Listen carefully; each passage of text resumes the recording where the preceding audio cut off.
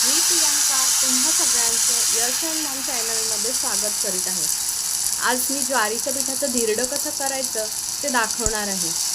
झटपट होणारा आणि जास्त तयारी न लागणारा अगदी घरच्या साहित्यात होणारा पदार्थ आहे। अगदी आपण मधल्या वेळेत खाण्यासाठीही बनवू शकता किंवा हलका फुलका नाश्ता म्हणून देखीलही धिरडं तुम्ही करू शकता।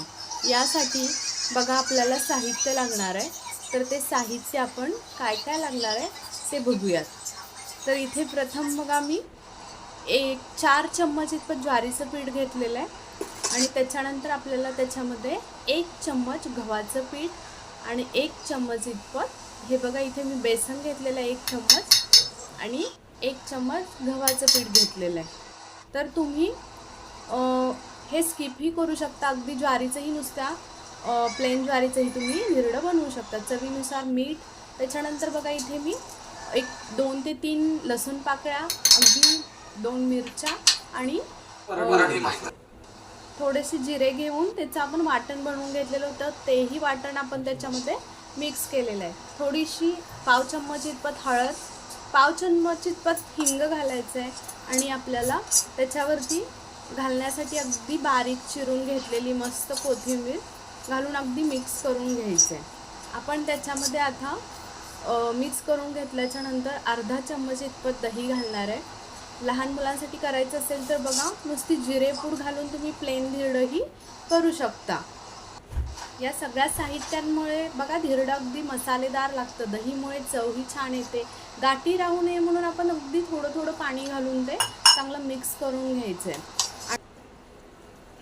बघा गाठी राहून नाही द्यायच्यात, पीठ जास्त घट्टही नाही पाहिजे आणि पातळही नको, अगदी सरबरीत हवं।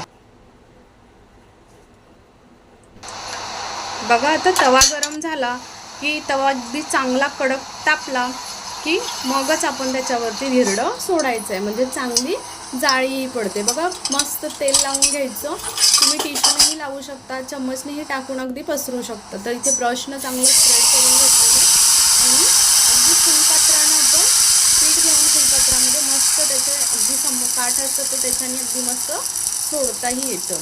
तर बघू शकता बघा फुलपात्रानं अगदी मस्त सोडताही येतं।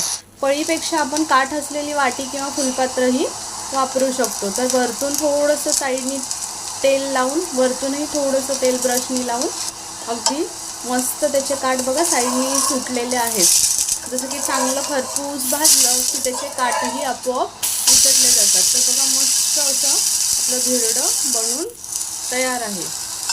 आणि बघा याच्यासाठी लागणारं जे साहित्य आहे ते अगदी घरी उपलब्ध असतं आणि अगदी घरच्या साहित्यांमध्ये मस्त धिरडं आपण बनवू शकतो। आणि धिरडं बघा पातळ असल्यामुळे झाकायची गरज नाही आहे, दुसऱ्या बाजूने अगदी चांगलं शेकून घ्यायचं आणि मसाला धिरडी खरपूस भाजली की छान खायलाही खमंग लागतात। प्रत्येक वेळी पीठ तळापासून हलवून घ्यायचं आणि मगच तव्यावरती सोडायचं आहे। अगदी ही धिरडी तुम्ही टोमॅटो सॉस बरोबरही खाऊ शकता। बघा दुसऱ्या बाजूने पलटी मारून घेतलेली आहे। आता अशाच प्रकारे सगळी धिरडी मी मस्त बनवून घेतलेली आहे, झाकायची गरज नाही, अगदी मस्त जाळीही खूप छान सुटलेली आहे बघा। आणि कडकडीत तव्यावरती जेव्हा टाकून मस्त धिरडे बनतात। तर अशाच प्रकारे बघा सगळे धिरडे मी इथे बनवून घेतले। आणि आजचा व्हिडिओ कसा वाटला हे नक्की कमेंटद्वारे सांगा, लाईक अँड शेअर करायला विसरू नका।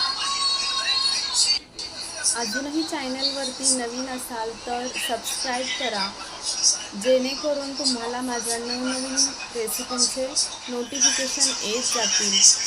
व्हिडिओ आवडला असेल तर प्लीज लाईक करायला विसरू नका।